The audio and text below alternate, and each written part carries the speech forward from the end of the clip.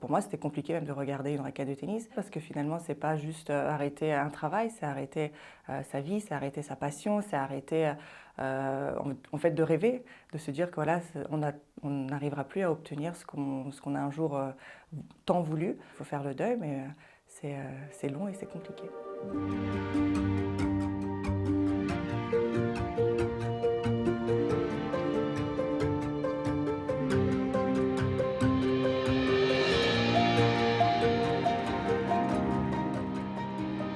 Je suis Tatiana Golovine, j'ai 36 ans. J'ai été 12e joueuse mondiale au tennis et maintenant je suis consultante à la télé. J'ai remporté en double mix avec Richard Gasquet Roland Garros lorsque j'avais 16 ans et j'ai aussi été quart de finaliste à l'US Open à 18 ans. J'ai eu aussi le trophée de la joueuse qui est montée le plus rapidement dans le top 30 en 2006. Je pense que j'ai été éduquée dans ça. En fait, j'ai mon papa qui était entraîneur de hockey, qui était joueur lorsqu'il était plus jeune. Et c'est vrai qu'on est 3 filles dans la famille. Et je pense qu'il a toujours voulu avoir un garçon et je suis la toute dernière. Donc du coup, il a dit, allez, les 2 premières, ça va pas marcher avec mes défis dans le sport. Donc je vais pousser la petite dernière. Et c'est vrai que j'ai toujours eu voilà, envie de faire du sport. J'ai toujours fait plein de sports différents. J'ai commencé d'ailleurs avec le patin quand j'étais toute jeune. Et voilà, et mon papa adorait le tennis. Donc c'est un petit peu à travers lui que j'ai commencé ça. C'est venu assez naturellement. Je pense que très jeune, j'ai été déjà peut-être un petit peu mieux que les autres.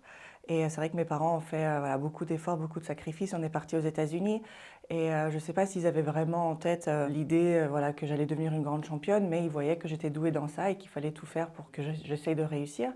Donc c'est vrai qu'on est parti aux États-Unis et puis là-bas avec la mentalité américaine qui était vraiment de travailler dur, de croire en ses rêves. J'étais aussi avec voilà, beaucoup de champions à mes côtés, notamment avec Mary Pierce. Il y avait les sœurs Williams. Donc c'est vrai que quand on grandit dans un entourage où on voit déjà des champions, ça donne envie. Et voilà, je pense qu'avec le travail, avec les résultats, ça s'est fait petit à petit. Mais c'est vrai que j'étais assez précoce dans mes résultats. Donc déjà à 11-12 ans, je jouais parfois avec des pros. Et c'est pour ça que j'ai réussi à percer déjà à 15 ans, j'étais déjà sur le circuit.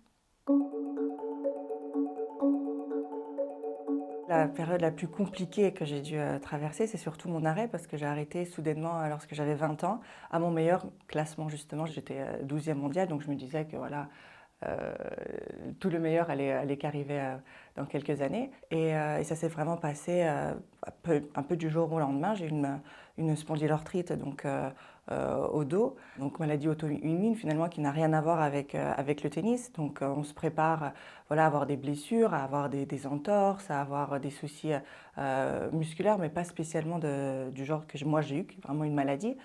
Et voilà, et surtout à 20 ans, on se dit absolument pas qu'on va arrêter de jouer.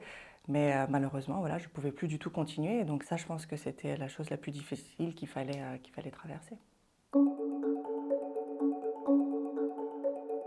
Je pense qu'au départ, en fait, je ne l'ai pas du tout accepté. Et au contraire, il y a eu le déni total de se dire, je sais pas, en fait, on n'y pense pas. Et d'ailleurs, je pense que jusqu'à aujourd'hui, j'ai oublié beaucoup, beaucoup de souvenirs justement du tennis parce que je pense que dans ma tête, j'ai dû faire un blocage où il y a beaucoup de choses que je me souviens plus du tout parce que c'était vraiment traumatisant pour moi de me dire que j'allais plus pouvoir jouer au tennis.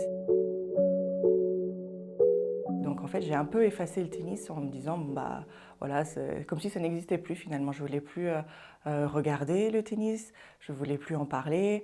J'ai arrêté de jouer complètement. Je faisais plus du tout de sport. Et pour moi, c'était compliqué même de regarder une raquette de tennis parce que finalement, c'est pas juste arrêter un travail, c'est arrêter sa vie, c'est arrêter sa passion, c'est arrêter en fait de rêver, de se dire que voilà, on n'arrivera plus à obtenir ce qu'on a un jour tant voulu. Il faut faire le deuil, mais c'est long et c'est compliqué. Avec le temps, on accepte petit à petit. Et, euh, et voilà, après, ça va un petit peu mieux. On trouve d'autres passions, on arrive voilà, à se dire qu'on peut aussi être bon dans autre chose.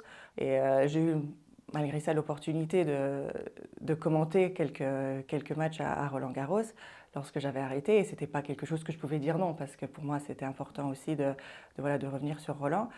Et j'ai eu cette opportunité-là avec la télé, donc je l'ai fait, mais je me souviens, il y a eu des fois où j'ai dû sortir de la cabine pour pleurer parce que c'était juste trop pour moi de faire face à ça. ou 13 ans après, j'ai essayé de refaire un comeback justement parce qu'il y a eu aussi des nouveaux traitements qui ont été trouvés pour soigner mes douleurs au dos. Donc ça, c'était vraiment peut-être le moment où j'ai fait l'œil, le moment où je me suis dit, bon bah finalement j'ai encore une deuxième chance, je peux essayer. Ça n'a pas eu la suite que j'aurais aimé parce que j'ai joué que 2 mois, mais rien que le fait de me dire, bah, je peux retourner m'entraîner, je peux reprendre la raquette et faire ça professionnellement, ça m'a fait un fou de bien. C'est vrai que moi j'ai dû arrêter, oui il y a eu ce moment de flottement, mais ensuite lorsque j'ai commencé à faire autre chose, je pense que j'ai gardé la même rigueur et le même état d'esprit que j'avais que lorsque je jouais. C'est très important de continuer à penser déjà vers avoir un état d'esprit très positif parce que sans ça on ne peut pas avancer. Même si c'est compliqué, il faut essayer de trouver, de voir quelque chose de bon malgré la difficulté et la souffrance qu'on peut avoir parce que sans ça on ne peut plus continuer à vivre. Et après petit à petit c'est pareil, se mettre des petits objectifs et parfois ça peut être juste se lever le matin et profiter d'aller prendre un café ou, voilà, ou de profiter juste du paysage extérieur. Donc trouver dans même les plus petites choses du bonheur et c'est vrai que ça donne beaucoup de force au moral parce qu'on sait que le mental est quand même le point certainement le plus fort et ça se ressent le plus dans le sport parce que parfois on a l'impression que physiquement on ne peut plus avancer, qu'on est fatigué, qu'on est au bout, mais finalement si la tête est encore prête à aller de l'avant, et ben, le corps tout d'un coup il trouve des ressources. Donc ça c'est pareil au quotidien aussi, même si on a l'impression qu'on est si mal que le corps, voilà, qu'on ne réagit plus. Mais il faut arriver à stimuler le mental pour des choses positives parce que c'est ça qui aidera à avancer. J'essaye, parfois un peu plus difficile que d'autres. C'est vrai que la rigueur alimentaire était très importante lorsqu'on est athlète. Bon, maintenant c'est un petit peu plus compliqué. Mais oui, je pense voilà, on essaye de faire du sport. La marche, c'est hyper important. J'adorais courir avant, je peux moins le faire. Mais c'est vrai que faire une activité physique, que ce soit pour le moral ou pour le physique, c'est très important. Qu'on soit athlète de haut niveau, qu'on soit juste amateur ou qu'on n'aime même pas le sport. Mais juste, ça donne aussi une certaine addiction lorsqu'on commence à faire du sport, mais une bonne addiction, parce que c'est quelque chose qui est important aussi pour le corps. Après, maintenant, avec les enfants, on fait du sport naturellement.